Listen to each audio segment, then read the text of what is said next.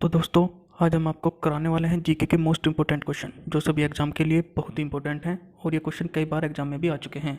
तो दोस्तों, देरी न करते हुए हम चलते हैं अपने पहले क्वेश्चन पर। तो दोस्तों, ये हमारा पहला क्वेश्चन है, सिंधु घाटी सभ्यता के शहरों की गलियाँ कैसी थी। यानी आपसे पूछ रहा है जो सिंधु घाटी सभ्यता थी उसके जो शहर थे उनकी गलियाँ कैसी थी। तो इसका आंसर हो जाएगा चौड़ी और सीधी गलियाँ, यानी फर्स्ट इज राइट आंसर। तो चलते हैं नेक्स्ट क्वेश्चन पर। हड़प्पा और मोहनजोदड़ो के खंडर निम्नलिखित में से किस नदी के तट पर पाए जाते हैं। तो ये पाए जाते हैं, हड़प्पा के जो पाए जाते हैं वो तो पाए जाते हैं रावी नदी पे, और जो मोहनजोदड़ो के हैं ये पाए जाते हैं हमारे सिंधु नदी पे। तो इसको याद कर लीजिएगा, ये बहुत इंपॉर्टेंट क्वेश्चन है। अगला क्वेश्चन है, सिंधु घाटी सभ्यता की लिपि कौन सी थी। सिंधु घाटी सभ्यता की कौन सी लिपि थी। तो दोस्तों, सिंधु घाटी सभ्यता की जो लिपि थी उसका अभी तक पता नहीं चला है। तो यानी ये एक अज्ञात लिपि थी, इसके बारे में कुछ पता नहीं चला है कि सिंधु घाटी की सभ्यता की लिपि कैसी थी। तो चलते हैं नेक्स्ट क्वेश्चन पे। मोहनजोदाड़ो में सबसे बड़ा भवन कौन सा है। जो मोहनजोदाड़ो था उसमें सबसे बड़ा भवन पूछ रहा है ये, मोहनजोदाड़ो में कि सबसे बड़ा भवन कौन सा है। तो इसका सबसे जो बड़ा भवन माना जाता है वो धान्यागार ये माना जाता है। तो इसका राइट आंसर हो जाएगा। अगला क्वेश्चन है, विशाल स्नानागार या ग्रेट बाथ कहाँ मिला था। जो विशाल स्नानागार या ग्रेट बाथ था वो हमें कहाँ मिला था, वो मिला था मोहनजोदाड़ो में, यानी मोहनजोदाड़ो में मिला था ग्रेट बाथ। नेक्स्ट क्वेश्चन पे चलते हैं, सिंधु घाटी के लोगों की एक महत्वपूर्ण रचना निम्नलिखित में से किसकी मूर्ति थी। यानी क्या बनाया था उन लोगों ने। तो जो बहुत ही इंपॉर्टेंट रचना मानी जाती है उनकी, तो ये मानी जाती है नृत्य करती हुई बालिका।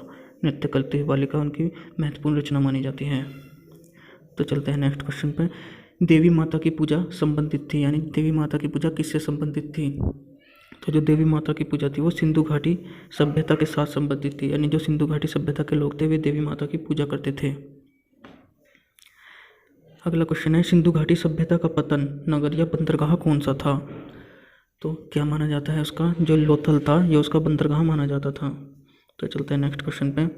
क्या लोथल नामक स्थान पर निम्नोक्त सभ्यताओं में से किसका जहाजी माल घाट था।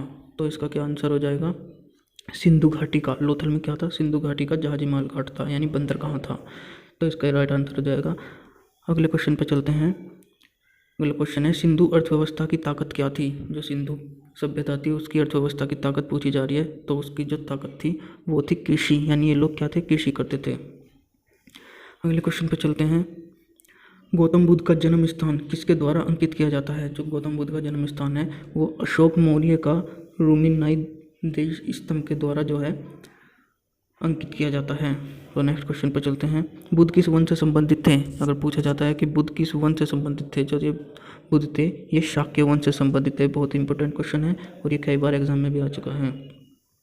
तो नेक्स्ट क्वेश्चन पर चलते हैं, प्रथम बौद्ध परिषद कहाँ आयोजित की गई थी। जो प्रथम बौद्ध परिषद थी वो राजगृह में आयोजित की गई थी।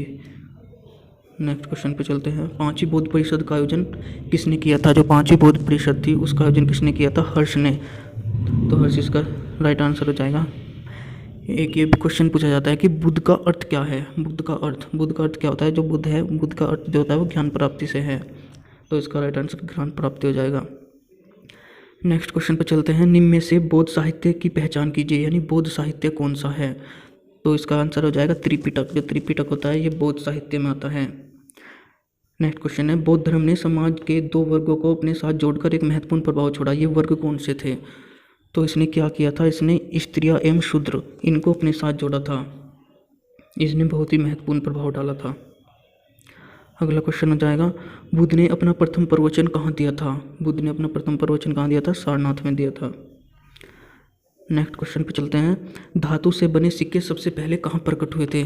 धातु से बने सिक्के तो वे हुए थे बुद्ध के काल में। बुद्ध के काल में धातु से बने सिक्के प्रकट हुए थे। नेक्स्ट क्वेश्चन क्या है, प्रारंभिक बौद्ध धर्म ग्रंथों की रचना किसमें की गई थी। जब सबसे पहले बौद्ध धर्म ग्रंथ लिखे गए थे तो वे कौन सी भाषा में लिखे गए थे। तो वे लिखे गए थे पाली पाठ में, यानी पाली में लिखे गए थे। अगला क्वेश्चन है, आरंभिक बौद्ध साहित्य किस भाषा में रचे गए। यानी जो अब के हैं बौद्ध साहित्य वे किस भाषा में रचे गए हैं, वे पाली भाषा में रचे गए हैं। अगला क्वेश्चन हो जाएगा, निम्न में से कौन सा एक भारत में उत्पन्न सबसे बाद वाला बौद्ध धर्म का ग्रंथ है। यानी सबसे बाद में कौन सा बौद्ध धर्म ग्रंथ है। तो उसका आंसर क्या हो जाएगा, वामसात पाक्षिणी। वामसात पाक्षिणी ये इसका राइट आंसर हो जाएगा। तो अगले उसमें चलते हैं, बौद्ध धर्म में बुल का संबंध बुद्ध के जीवन की किस घटना के साथ है? बुल यानी जो ये बुल है इसका संबंध किसके साथ है? तो इसके बौद्ध धर्म के जन्म के साथ इसका संबंध है। तो नेक्स्ट क्वेश्चन पर चलते हैं।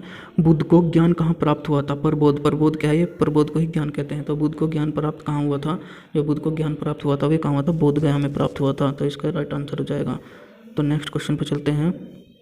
बुद्ध, धम्म और संघ मिलकर क्या कहलाते हैं? तो क्या कहलाते हैं? ये कहलाते हैं त्रिरत्न। यानी बौद्ध धर्म के त्रिरत्न कौन कौन से होते हैं? बुद्ध, धम्म और संघ, ये बौद्ध धर्म के त्रिरत्न कहलाते हैं। अगला क्वेश्चन क्या हो जाएगा? इच्छा सब कष्टों का कारण है, इसका प्रचार करने वाला धर्म कौन सा है? तो इसका राइट आंसर क्या हो जाएगा? बौद्ध धर्म। बौद्ध धर्म ने ही इसका प्रचार प्रसार किया था कि इच्छा सब कष्टों का कारण है। अगर इच्छाएं खत्म हो जाए तो इंसान के कष्ट भी खत्म हो जाएंगे। नेक्स्ट क्वेश्चन पे चलते हैं। बौद्धों के पवित्र अवशेषों पर निर्मित गुंबदाकार छत वाली अर्धगोलाकार संरचना को क्या कहते हैं? तो इसको क्या कहते हैं? सपूत कहते हैं। तो चलते हैं नेक्स्ट क्वेश्चन पर। निम्न में से कौन सा शासक बुद्ध का समकालीन था?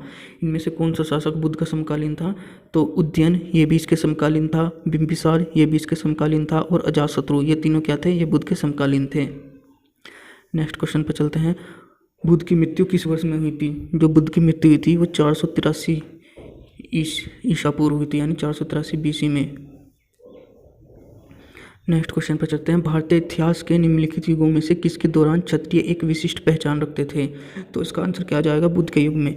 बुद्ध के युग में क्या था? जो क्षत्रिय थे एक विशिष्ट पहचान रखते थे। तो दोस्तों आपने देखे हिस्ट्री के 30 मोस्ट इंपॉर्टेंट क्वेश्चन। अगर आप इसी तरह के और भी क्वेश्चन चाहते हैं तो दोस्तों इस वीडियो को लाइक करें, चैनल को सब्सक्राइब करें और पास वाले बेल आइकन को दबाएं। धन्यवाद।